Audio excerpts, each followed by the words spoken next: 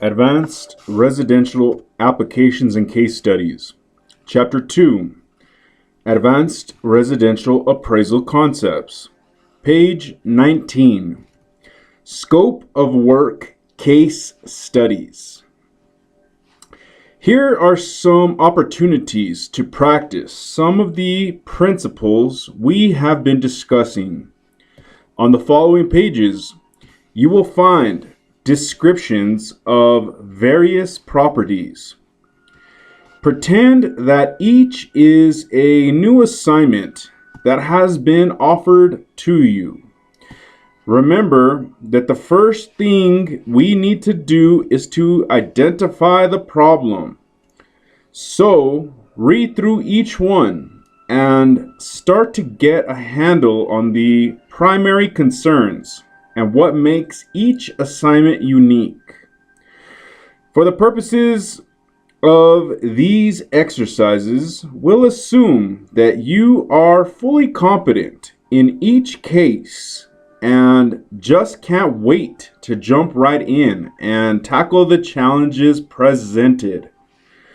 First, we will ask you to list some of the more important steps in the scope of work that you would design to solve each appraisal problem.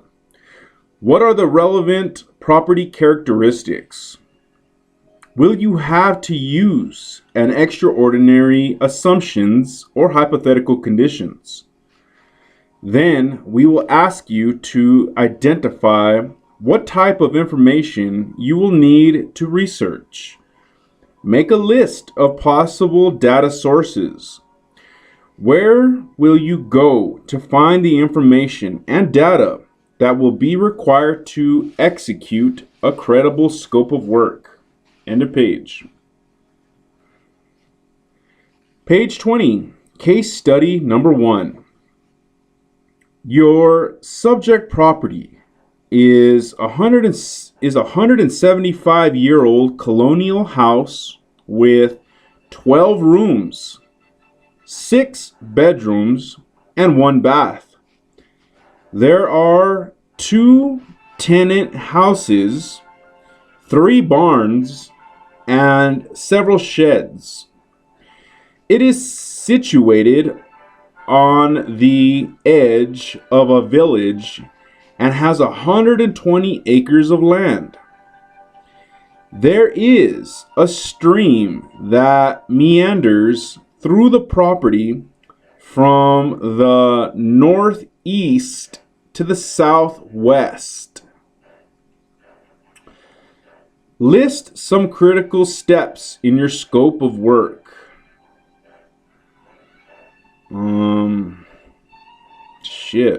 Some critical steps in your scope of work.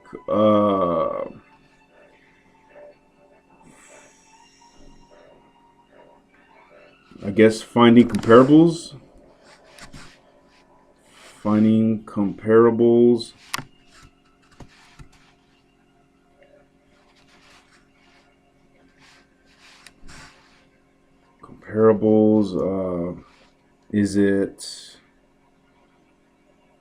Is it legally conforming, perhaps? Conforming.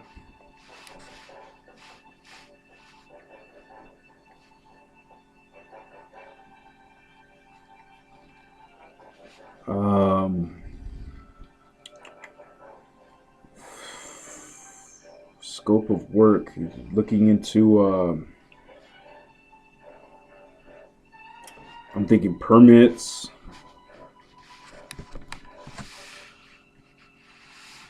List potential data sources. I'm going to say MLS. I'm going to say county records.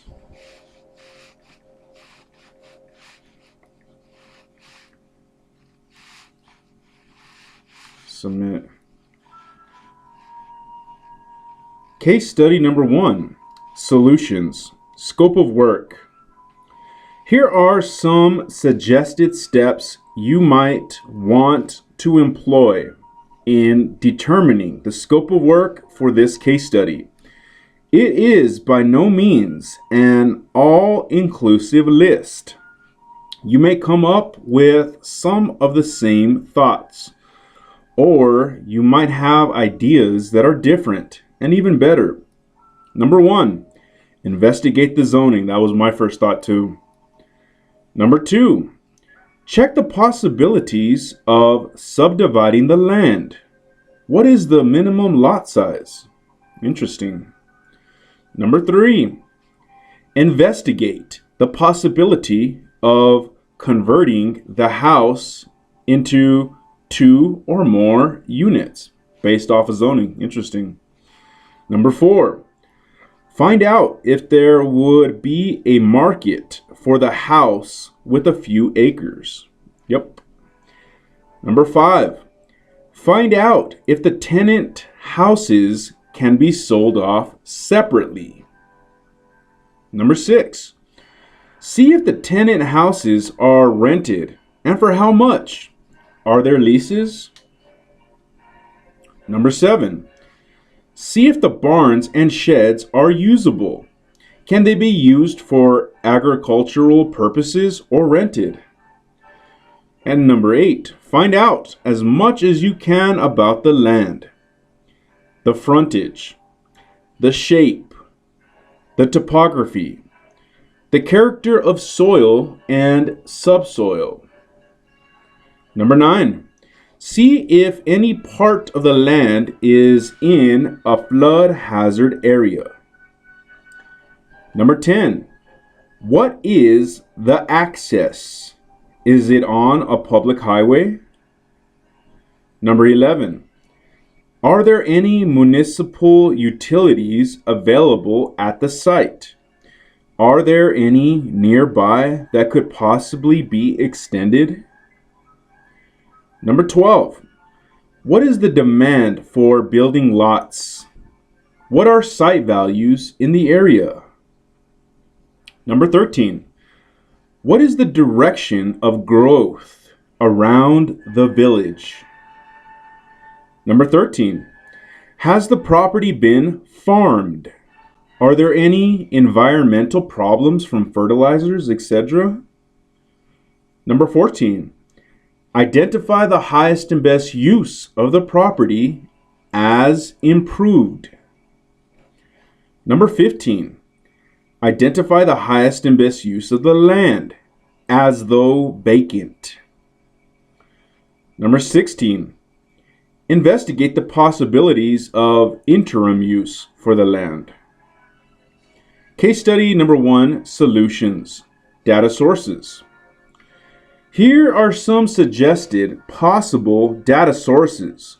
It is by no means an all-inclusive list. You may come up with some of the same thoughts, or you might have even better ideas. Obviously, the particular data sources will vary according to each area of the country. Just list the ones that you find to be common in your area. Number 1, owner. Number 2, deed. Number 3, survey. Number 4, tax maps. Number 5, flood maps. Number 6, soil maps. Number 7, topographical